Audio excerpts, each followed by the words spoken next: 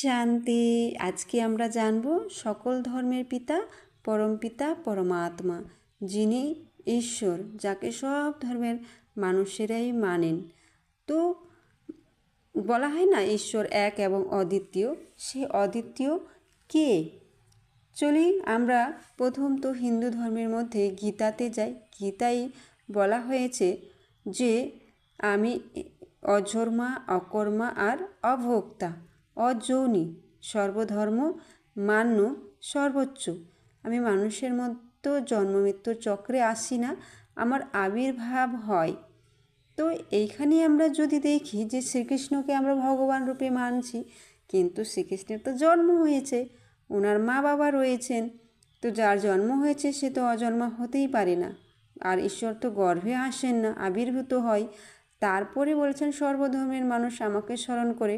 তাহলে ইসলামী, বৌদ্ধিস্ট, খ্রিস্টান তারা কি শ্রীকৃষ্ণকে ভগবান রূপে মানবেন না। তারপরে যার জন্ম হয়েছে তাকে তো জন্ম মৃত্যুর চক্রে আসতেই হচ্ছে, তাই না?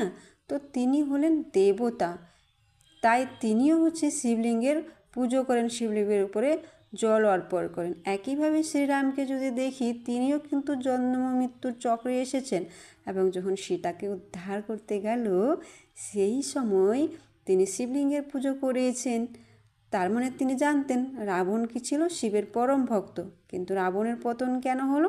কারণ তিনি পরিস্থিতির দিকে নজর দিয়েছিলেন আর ওনার জ্ঞানের অহংকার হয়ে গেছিল, তাই রামের বিজয়ী হয়েছিল। তো সেখানে দেখছি রামও তো শিবের পুজো করেছে, যাকে আমরা শিব শিব বলছি, যার গলায় সাপ রয়েছে, তাই না? তো এই যে জটাধারী শঙ্কর, ইনি হচ্ছেন শঙ্কর। তার জন্য তো আমরা বলি ব্রহ্মা দেবতাই নমঃ, বিষ্ণু দেবতাই নমঃ আর শঙ্কর দেবতাই নমঃ। এরা সবাই দেবতা। আর এই শঙ্করেরও নিজস্ব সংসার রয়েছে, পার্বতী, গণেশ, তাই না? এরা সবাই তার সংসার। এবং ঈশ্বরের তো ছোট সংসার হতে পারেন না, তিনিও কৈলাস পর্বতে বসে পরম পিতা শিবেরই ধ্যান করেন। তাই তো আমরা ছবিতে কোনো কোনো চিত্রে দেখি যে শঙ্করদের সামনে শিবলিঙ্গ, আর শিবলিঙ্গে বেলপাতা ধুতুরা ফুল চড়াচ্ছেন। নিজের পুজো তো আর নিজে করবে না, তাই না? তিনিও সর্বশক্তিমান শিবেরই পুজো করছেন। এবার শিব হচ্ছে নিরাকার, তার জ্যোতির স্বরূপ। এরকম আকৃতি কেন? এরকম আকৃতি হচ্ছে যেহেতু সবাই জ্যোতিকেই মানছে।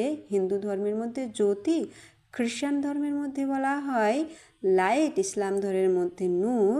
তো সবাই ওই নূরকেই মানছেন। এবার নূরের আকৃতি এরকম দেওয়ার অর্থ হচ্ছে যে জ্যোতিকে তো এক জায়গায় রেখে ধ্যান লাগাতে গেলে যদি একটা প্রদীপকে সামনে রেখে দিই, তো সেই প্রদীপের ল বা শিখাটা কী করে? নড়ে।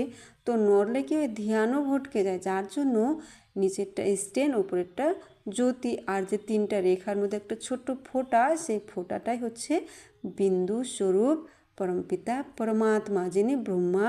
তিনটা রেখা মানে ব্রহ্মা, বিষ্ণু, শঙ্করেরও রচয়িতা। তিনিই হচ্ছেন সৃষ্টির রচয়িতা। আর এই জন্য শিবলিঙ্গকে বিভিন্ন ধর্মের মধ্যে, যেরকম ইসলাম ধর্মের মধ্যে যখন হজ করতে যায়, তো সেখানে তারা তাদের নিয়ম সব পালন করে, এবং একটা ছোট্ট কাবা পাথর রয়েছে, সেই পাথরটাকে মহান পবিত্র কাবা পাথর বলা হয়। সেই পাথরটাকে চুমু করে এবং তারা কলাকলি করে তারপরে বলে, হে পরবর্তীকার নূর ইলাহি মেরা হজ কবুল করনা। এর মানে হচ্ছে পরবর্তীকার মানে ঈশ্বর, নূর মানে প্রকাশ, ইলাহি মানে সবার উপরে, তাহলে আমি যে পাপকর্ম করেছি সেটা তুমি স্বীকার করো। তো সেখানে গিয়ে কি জানতে পারে? যে ঈশ্বর যে রয়েছেন সে শিব, অর্থাৎ নিরাকার। শিব মানে যার দেহ নেই, তিনি সবার কল্যাণ করছেন। ওই ধারে শঙ্করজি নয়।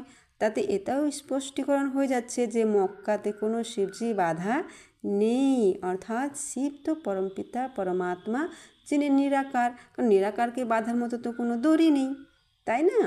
তো এটা হলো ইসলাম ধর্মের মধ্যে। আর খ্রিস্টান ধর্মের মধ্যে জেসাস বলেছেন, god is light and mite, I am son of god, আমি ঈশ্বরের সন্তান। ঈশ্বর আলো এবং প্রকাশ। তাহলে আলো আর প্রকাশ যেহেতু, তার মানে ওখানের জন্য ক্যান্ডেল জ্বালানো হয়, ক্যান্ডেলটাও একটা কি? লাইট। তিনি ঈশ্বরের সন্তান। বৌদ্ধ ধর্মের মধ্যে যদি আমরা দিতে, গৌতম বুদ্ধ বলেছেন যে ঈশ্বর জ্যোতি স্বরূপ, তারপরে জৈন ধর্মের মধ্যেও তারা 8 ইঞ্চির উপর একটা লাল পাথর রাখেন, সেটাকেই তারা কি জিহ্বা রূপেই মানেন। এতে আমরা এটা সিদ্ধ করতে পারছি যে সব ধর্মের মানুষ একজনকেই মানে, আর সে হচ্ছে কি নিরাকার পরমপিতা পরমাত্মা শিব, যাকে আমরা লাইট, নূর, জ্যোতি রূপে মানছি।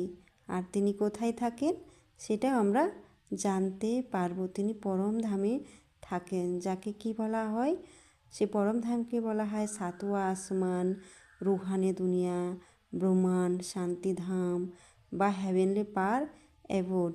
তাই সিদ্ধ হয়ে গেল ঈশ্বর এক এবং অদ্বিতীয়, যিনি জন্ম মৃত্যুর চক্রে আসেন না, আর সব ধর্মের মানুষই তাকেই স্মরণ করছেন।